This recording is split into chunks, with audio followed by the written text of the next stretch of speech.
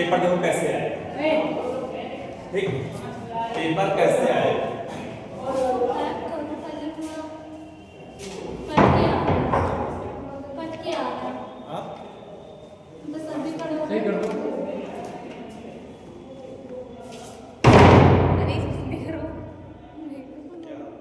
अरे ऐसे होता है।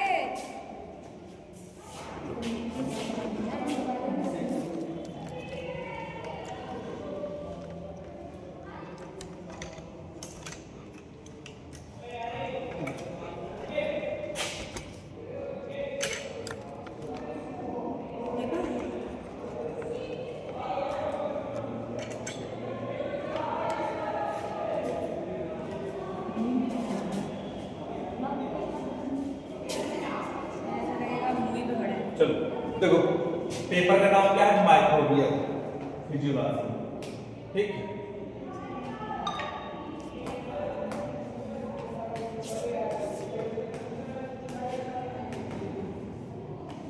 माइक्रोबियल फिजियोलॉजी एंड मेटाबॉलिज्म, ठीक। पैटर्न क्या होता है, एग्जाम का पैटर्न कैसे है, ठीक है। जैसे प्रीवियस ईयर पेपर आ चुका है तो पैटर्न क्या है, तो पैटर्न जान लीजिए क्या है।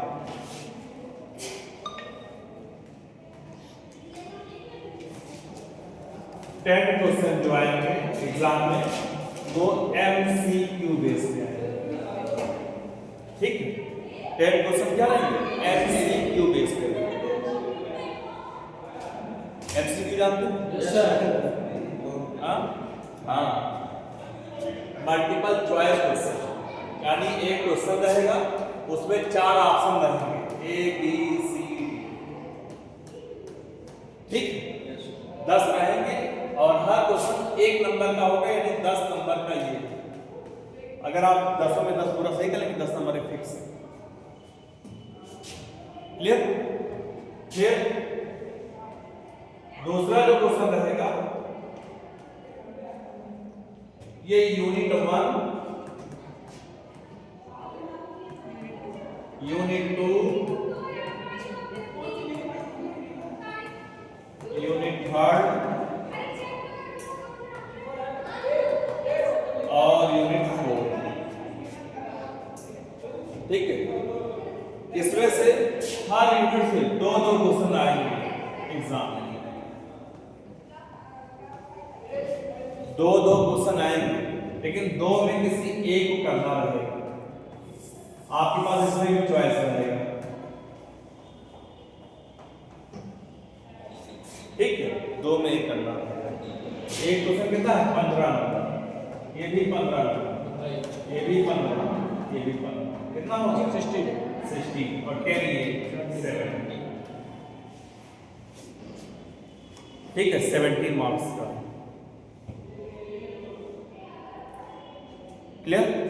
तो हम लोग हर यूनिट का 5-5 क्वेश्चन जो इंपॉर्टेंट है वो देख लेते हैं, जो नहीं समझाए हैं, जो नहीं पढ़ाए हैं वो भी पढ़ लेते हैं, कौन कौन सा इंपॉर्टेंट फैक्टर है। सबसे पहले देखो, अभी आप लोगों का जो टेस्ट हुआ था उसमें भी पूछा गया था, एक टर्म होता है ग्लाइकोलिसिस, क्या होता है,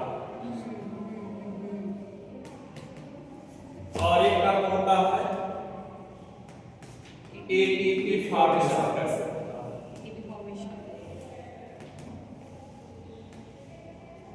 ठीक। ये सब क्वेश्चन जो होते हैं एग्जाम में फिक्स होते हैं, क्योंकि बहुत इंपॉर्टेंट होते हैं ये। फिर तीसरा जो क्वेश्चन है माइक्रोबियल न्यूट्रिशन क्या होता है, जो आपका मेन पहला यूनिट है, ठीक। ये भी पूछा गया था यूनिट टेस्ट में। फिर क्या पूछा गया था, एंजाइम क्या होता है, ठीक है, और इसका रेगुलेशन कैसे किया जाता है, log3, ठीक। ये 4 क्वेश्चन तो फिक्स है। अब हो सकता है पैटर्न चेंज कर दे एग्जामिनर क्या करते हैं, पैटर्न चेंज करते हैं। कैसे चेंज कर सकते हैं, ठीक है। पैटर्न चेंज करने का क्या प्रोसेस है, जैसे एटीपी फॉर्मेशन ना पूछ के बोल देगा क्या नाम एग्जामिनर कि क्रेव साइकिल से आप क्या समझते हैं, ठीक है, नाम एक ही। ग्लाइकोलिसिस क्या पूछ लेगा? टीसीए साइकिल क्या है? टीसीए साइकिल क्या है?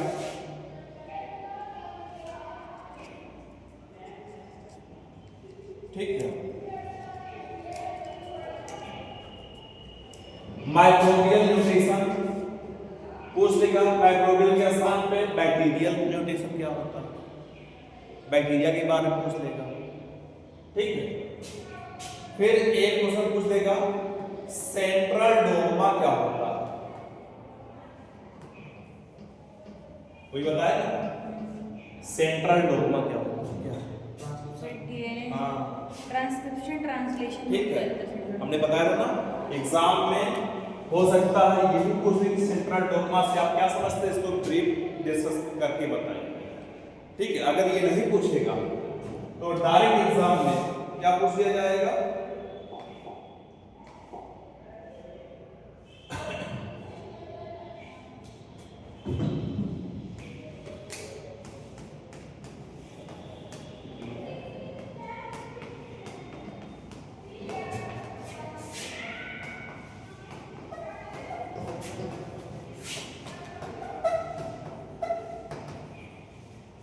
ठीक है, ये हो सकता है इसमें से ऑब्जेक्टिव भी पूछ सकते हैं।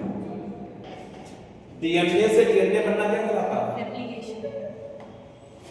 डीएनए से डीएनए बनना क्या कहलाता है? रेप्लिकेशन।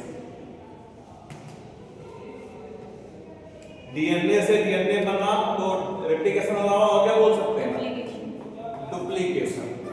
डुप्लीकेट या फोटोकॉपी, ठीक है, दोनों एक ही चीज है। चाहे रेप्लिकेशन बोल दीजिए चाहे डुप्लीकेशन बोल दीजिए। ठीक, डीएनए से आरएनए बनना, इसको क्या बोला जाएगा? ट्रांसक्रिप्शन।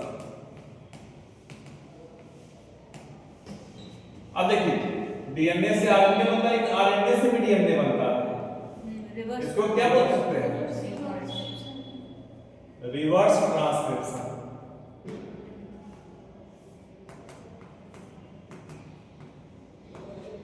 ठीक, डीएनए से प्रोटीन बनना,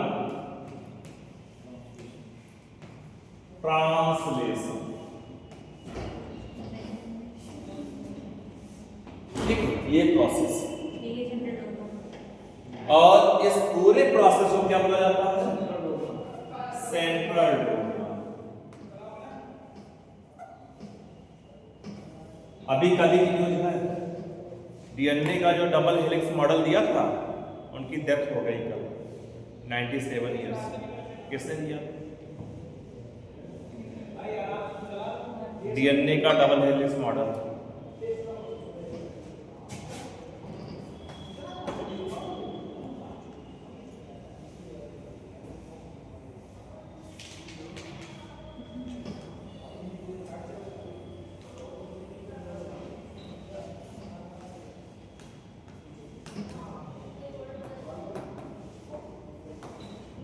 ठीक है, ये डीएनए डबल हेलिक्स मॉडल थोड़ा इस तरह बना दिए हैं, इस तरह थोड़ा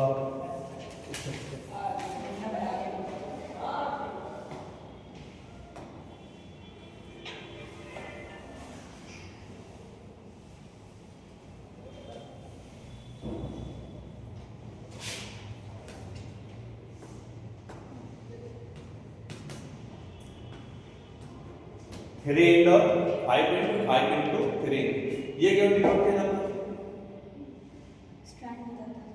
हाँ, ये पूरी जो लाइन है ये कैसा स्ट्रक्चर है? हेलिकल। हेलिकल, ठीक है, यानी इसे हम क्या बोल सकते हैं? हेलिक्स बोल सकते हैं। क्या बोल सकते हैं? हेलिक्स। ठीक, दो है और दोनों क्या है आपस में? Anti parallel. कैसे? Anti parallel. ठीक, इस मॉडल को किसने दिया था? Watson and Crick. वाटसन की डेथ हुई है। हाँ, ठीक है, इनको नोबेल प्राइज मिला था इसको। सोचो, हम लोग बैठ खाली कापी पेस्ट पढ़ते हैं, तो अभी क्या नाम, जब उतना टेक्नोलॉजी भी नहीं था, उन्होंने डीएनए खोज दिया। डीएनए क्या है? डबल हेलिक्स मॉडल, ठीक है। ये double helix model 3 to 5 and 5 to 3 and start होता है, ठीक। इसकी लंबाई होती है, क्या होती है? लंबाई। एक जो टर्न होता है, टर्न क्या होती है? लंबाई होती है। एक टर्न की लंबाई कितनी होती है? 34 एंगस्ट्रॉम, ठीक है, एंगस्ट्रॉम, ठीक। दो हेलिक्स के बीच की दूरी कितनी होती है? 20 एंगस्ट्रॉम, क्लियर। अब देखो, एक टर्न हुआ ये, यानी एक टर्न है ये, एक टर्न के बीच में क्या लगे होते हैं? Base pair. 1 2 3 4 5 6 7 8 9 10, ठीक।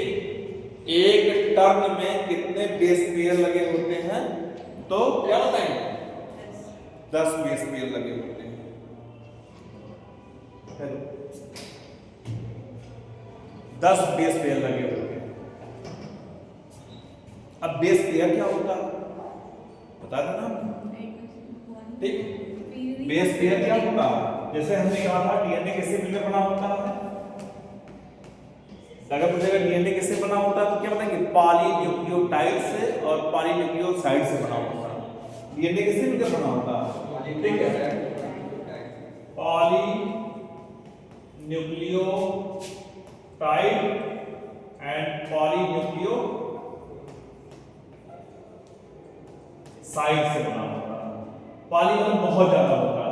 अब न्यूक्लियोटाइड और न्यूक्लियोसाइड क्या होता है? ठीक है, तो डीएनए किससे मिलकर बना होता है? बेस से मिलकर बना होता है, शुगर से मिलकर बना होता है और फास्फेट से मिलकर बना होता है। ठीक है, डीएनए किससे मिलकर बना होता है? Base, sugar, phosphate. कौन कौन सा बेस होता है? एक होता है प्यूरीन और दूसरा क्या होता है? पिरामिडीन।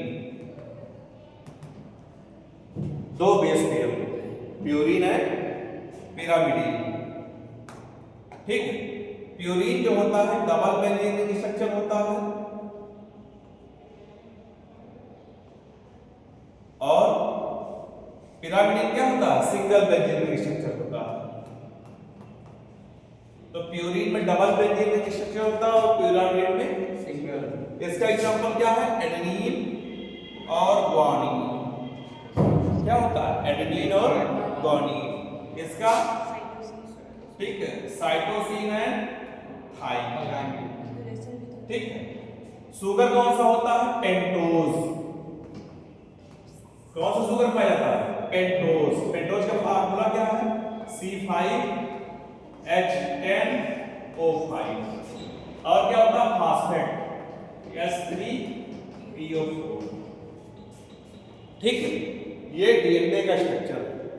अब देखिए, बेस, शुगर, फास्फेट अगर तीनों हैं, ये तीनों कॉम्बिनेशन है तो उसे क्या बोला जाता है?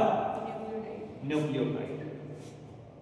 न्यूक्लियोटाइड क्या होता है? Base, sugar, phosphate. अगर केवल बेस हो और शुगर हो, फास्फेट ना हो, तो उसे क्या बोला जाएगा?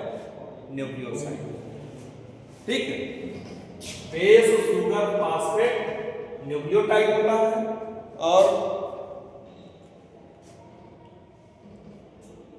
हेलो, हाँ हेलो, हाँ ऊपर आ जाओ क्लास का, क्लास में, ठीक है। बेस, शुगर, फास्फेट और बेस शुगर दो है, क्लियर। तो बेस कौन कौन सा है? एडेनिन और ग्वानिन, साइटोसिन और थाइमिन। अगर इसी के साथ हम कहते हैं आरएनए क्या होता है? डीएनए का फुल फॉर्म क्या है? डीआरएनए एसिड। अगर हम आपसे कहते हैं आरएनए क्या होता है, ठीक है, आरएनए क्या होता है, तो आरएनए भी क्या है? न्यूक्लियोटाइड से मिलकर बना है। बस थोड़ा सा यहाँ चेंजिंग होगा। किसके स्थान पे? टी के स्थान पे क्या पाया गया यहाँ पर? यू। डीएनए आरएनए में क्या डिफरेंस होता है? डीएनए आरएनए क्या है? न्यूक्लियोटाइड से मिलकर बना होता है, वहां पर क्या होता है? थायमिन के स्थान पे यूरिक एसिड। ठीक, अब देखिए एडेनिन किससे जुड़ा होता है? थायमिन से। ठीक है, और गुआनिन किससे जुड़ा होता है? साइटोसिन से। ये डबल बॉन्ड से जुड़ा होता है, ये ट्रिपल बॉन्ड से। ठीक है, यानी जितनी मात्रा इसकी होगी उतनी मात्रा इसकी होगी, जितनी मात्रा इसकी, मतलब पूरा क्वांटिटी फिक्स रहता है। किसी को चारगाफ रूल भी कहा जाता है। क्लियर? तो यहां पर ए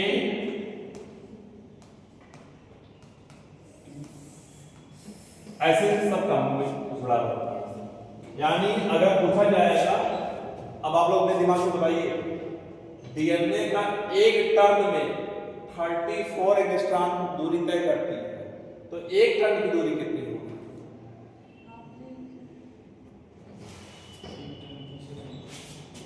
डीएनए का जो एक टर्न है, एक टर्न में क्या नाम है? 34 एंगस्ट्रॉम टन बेस पेयर है, तो एक दो बेस पेयर के बीच की दूरी कितनी होगी?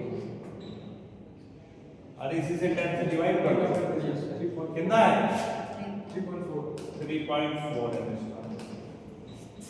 ठीक है, दो बेस पेयर के बीच डिस्टेंस कितना होगा? 3.4 एंगस्ट्रॉम। ठीक, ये डीएनए का डबल हेलिक्स मॉडल। बहुत सारी इसमें और भी चीजें हैं। ठीक, अब इसमें ट्रांसक्रिप्शन कैसे होता है? डीएनए से अगर डीएनए कोई आ गया, उसमें जुड़ गया, फिर यहीं से कॉपी बनना शुरू होता है। कॉपी बन गया तो क्या बनेंगे? ट्रांसलेशन हो रहा है, डुप्लीकेशन हो रहा है, रेप्लिकेशन हो रहा है। अगर ये डीएनए से आरएनए बनना रहा तो क्या बताएंगे? ट्रांसक्रिप्शन हो रहा। अगर आरएनए से डीएनए बनने लगा तो रिवर्स हो गया, और फिर उसके बाद क्या बनता है? प्रोटीन बनता है। ये प्रोसेस है। ठीक है, ये प्रोसेस है। तो एग्जाम में पूछा जाएगा सेंट्रल डोग्मा क्या है, या पूछ देगा रिप्लिकेशन क्या है, डुप्लीकेशन क्या है, या तीनों पूछ सकता है कि रिप्लिकेशन, ट्रांसलेशन और ट्रांसलेशन को आप समझाइए। ऐसे बना के समझा देंगे। ठीक है, ऐसे आप चार्ट बनाइए। चार्ट बनाने के बाद पूरा ये हम सेंट्रल डोग्मा लिखिएगा अपने माइंड से। ठीक है, इस प्रोसेस को लिखिएगा। डीएनए से डीएनए बनता है, रेप्लिकेशन कहलाता है, डुप्लीकेशन कहलाता है। डीएनए का स्ट्रक्चर बनाइएगा। ठीक है, कैसे उसमें टर्मिनेट होता है ये भी बता देते हैं। ठीक, इलांगेशन कैसे होता है, कैसे टर्मिनेशन होता है। और आरएनए, डीएनए से आरएनए बनता है। आरएनए कौन सा बनता है? आरएनए में 3 टाइप से। कौन कौन सा? एमआरएनए,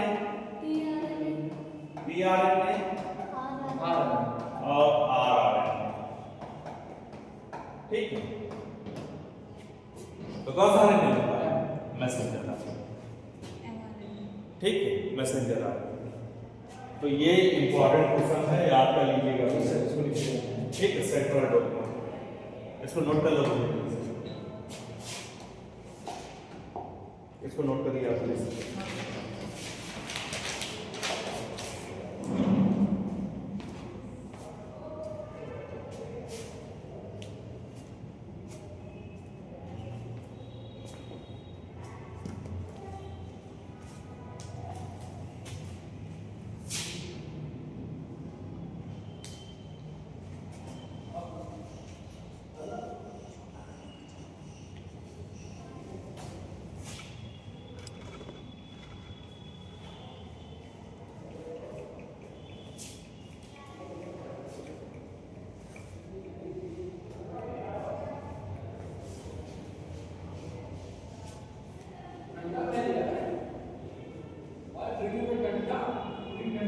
हमारे बॉडी में डीएनए कहाँ कहाँ पाया जाता है? सेल के अंदर डीएनए कहाँ कहाँ पाया जाता है? ये वाइवा क्वेश्चन। न्यूक्लियस में पाया जाता है, माइटोकॉन्ड्रिया माइटोकॉन्ड्रिया। ठीक, और आरएनए कहाँ पाया जाता है? वो भी न्यूक्लियस में पाया जाता है। माइटोकॉन्ड्रिया भी सही है। हाँ, न्यूक्लियस में न्यूक्लियस, माइटोकॉन्ड्रिया। और शायद एंडोप्लाज्म। हाँ, कौन से? Rough endoplasm. हाँ, रफ। और सर आरएनए कहाँ पाया जाएगा? क्या चीज? आरएनए पाया जाता है इसमें? रफ एंडोप्लाज्म में। हाँ। राइबोसोम पाया जाता है। राइबोसोम क्या चीज? राइबोसोम पाया जाता है। और राइबोसोम में क्या होता है? आरएनए तो राइबोसोम में पाया जाएगा। ठीक। प्रोटीन फैक्ट्री किसे कहा जाता है?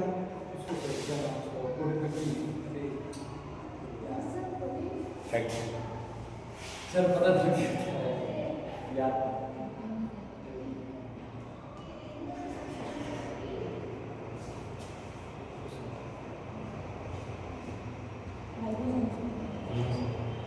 क्या चीज?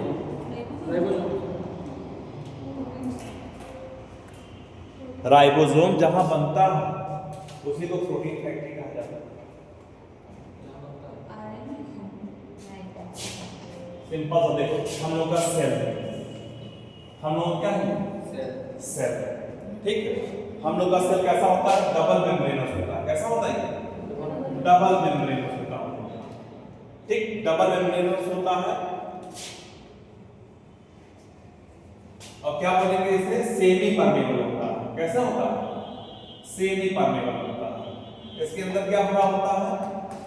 लिक्विड भरा होता है। क्या भरा होता है? लिक्विड।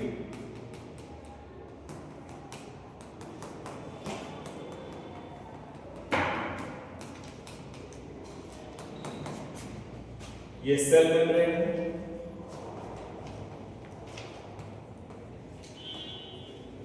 इसके अंदर लिक्विड भरा होता है, उसे क्या बोला जाएगा? साइटोप्लाज्म।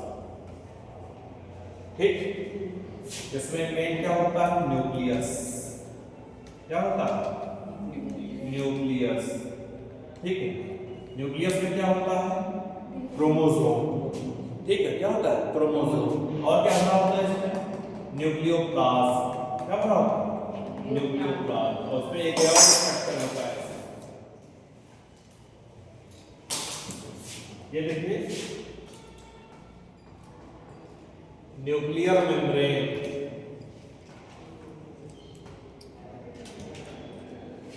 क्रोमोसोम।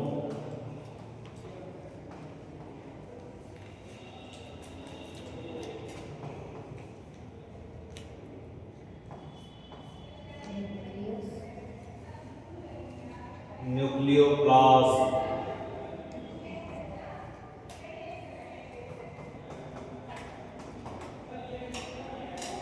न्यूक्लियोलस।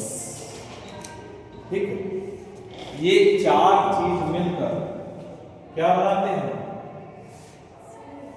ये चार चीज मिलकर क्या बनाते हैं? न्यूक्लियस।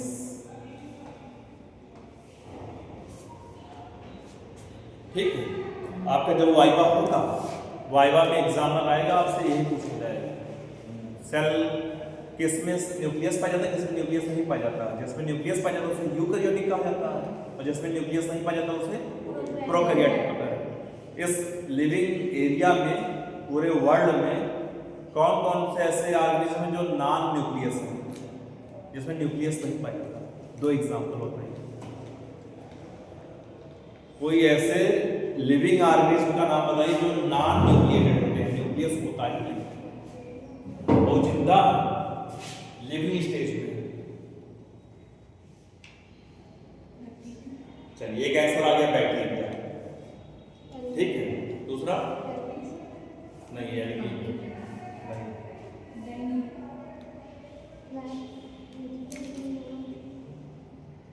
एल्गी में कैटेगरी है ना, बहुत सारे कैटेगरी, नाम में एल्गी है, चलो एक थोड़ा सा हिंट सही है, लेकिन एल्गी नहीं सही। इसका नाम सुना आपने?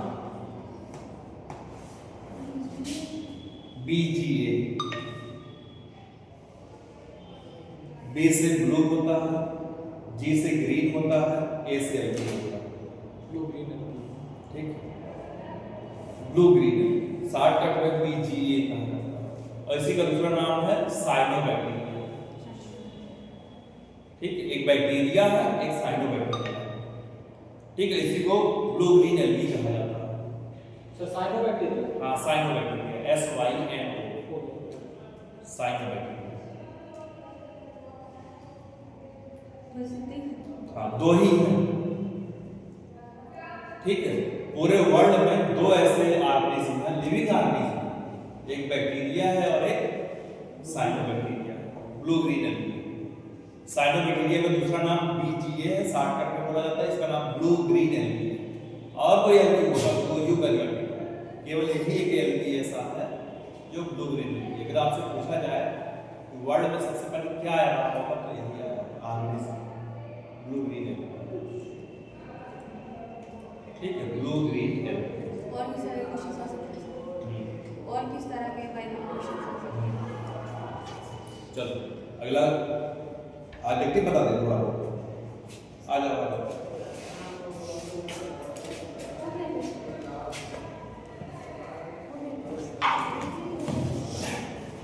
सर एक ही बार और। हाँ, अभी आओ, चल रहे रुक जाओ, अभी पढ़ लो, थोड़ा सा इंपॉर्टेंट क्वेश्चन चल।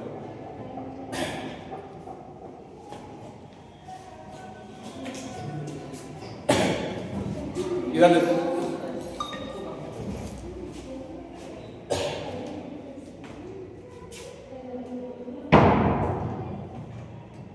ये क्लियर हुआ? ये सेल मेम्ब्रेन है, ये न्यूक्लियस पूरा है ये। ठीक है, इसके अंदर क्या होता है? माइटोकॉन्ड्रिया। क्या होता है इसके अंदर? माइटोकॉन्ड्रिया। माइटोकॉन्ड्रिया और क्या होता है? यहां से कनेक्ट रहता है ER, क्या होता है? Endoplasmic reticulum.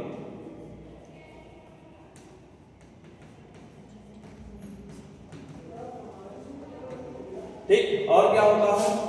गाल्गी बॉडी।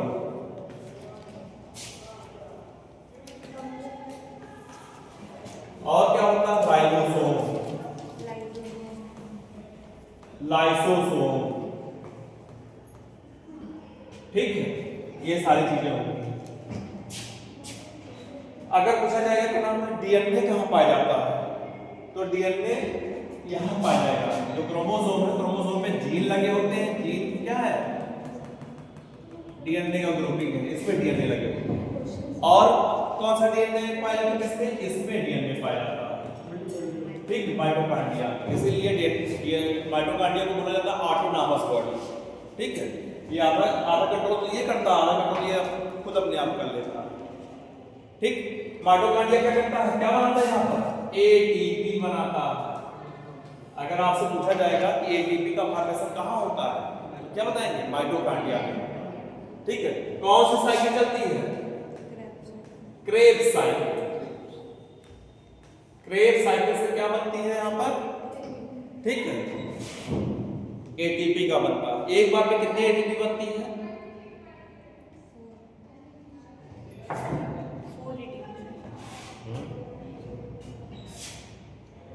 4 उस दिन आया नहीं था। तो उस दिन आया नहीं था। टोटल ATP कितना बनता है? लेकिन 2 ATP ये खुद कंज्यूम कर लेता है, खुद यूज कर लेता है। कितना बताएंगे? 36। हाँ, 36 ATP का फॉर्मेशन। अब देखो यहां पर साइटोप्लाज्म नहीं है, यहां पर क्या चलता है? ग्लाइकोलिसिस।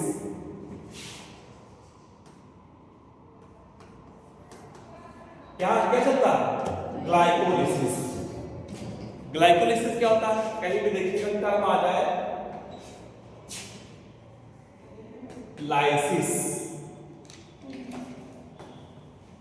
जेनेसिस, नियोजेनेसिस, क्योंकि जब इसका चार्ट बनाएंगे इसमें हर चीज है। लाइसिस वाला होता है ब्रेकडाउन। क्या होता है? ब्रेकडाउन, टूट जाना। जेनेसिस मतलब क्या होता है? फॉर्मेशन। या जनरेट होना। ठीक है, न्यू मतलब क्या होगा? न्यू, एक नया कुछ आ जाएगा। ठीक है, एक टर्म है।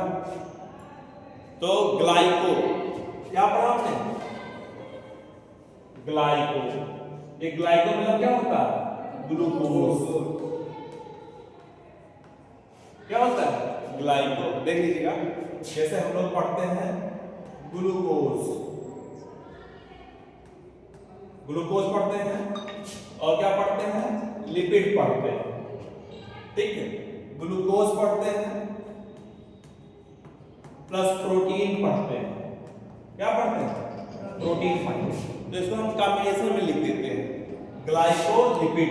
क्या बोलते हैं? ठीक है, इसको क्या बोल देंगे? Glyco protein. तो 60 में लिख देते हैं। ग्लूकोज को क्या बोलते हैं? 60 में ग्लाइको बोल देते हैं। अगर लिपिड है प्लस प्रोटीन है तो इसको क्या बोलेंगे? लिपोप्रोटीन या लाइपोप्रोटीन, जो प्रोनाउंसिएशन है।